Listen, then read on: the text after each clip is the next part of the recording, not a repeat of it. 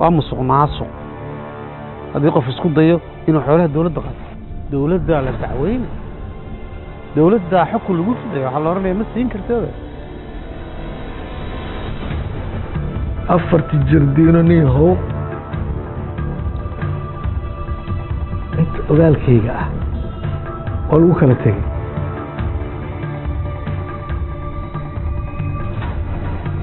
كي قاتو بعدنا كوي إمامي أمرك لك هرب إلى سيس سو مرك لك محمد بعدنا لليه ما واعي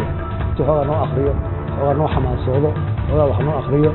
أمرك لو عليه أنتوا أشياء اللي يبلو يعني dunidu waxay dagaal kula jirtaa ciribtirka musuqmaasuqa oo la isla wada yaqiinsan yahay inuu yahay faqriga waalidkii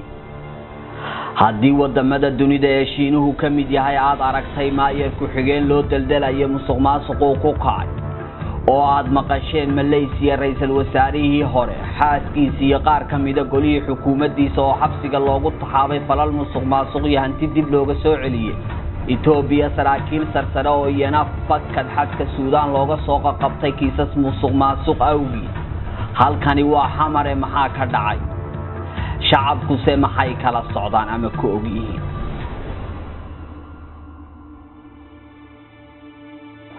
waxaa noo muuqatay kala duwanaanshaha qaababka musuqa iyo boobka hantida ummadeed ee siyaasiyiinta Soomaaliya ay ku kaceen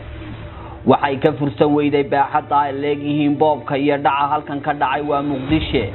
inaan 2 iyo 3 barnaamijba ku soo qaadano qalinka ummadda iyo ka baayac mushtaraynta siyaasadda haddii aynu barnaamijkeennii hore ku soo qaadanay markana bal hantidii ma guurtada ahayd ee dawladda dhulkii danta guud iyo goobihii ka caaganaa u adeegsiga waxaan dad shacab ahayn sidee laga yeelay jardiinooyinkii iyo boostooyinkii caasimaddu halkay ka bixeen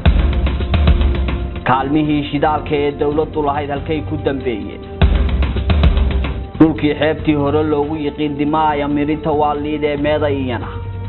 dawladda maxay ugu jilaneed maanta se maxay tahay yaa mulkiilayaalka liisaska magacyada qof iyo qoysasba baadigooba idinku daawan doontaa dhulkii baaxadda lahaa ee caymiska ee control isagana halkaad ku oge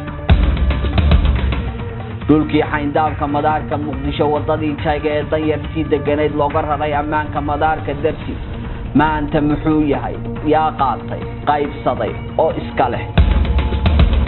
waa tan ee dugsigii farsamada ee loo yiqiinay Boolaniiko yaa sahayday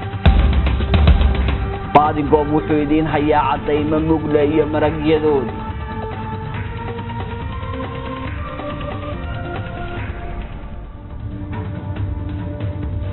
hore haddii aad Afrika u maqli jirtay wasiir xilkiisi wasiirnimo wax ku boobay ama madaxweyne lagu dhaliilayo in haweeneydu qaba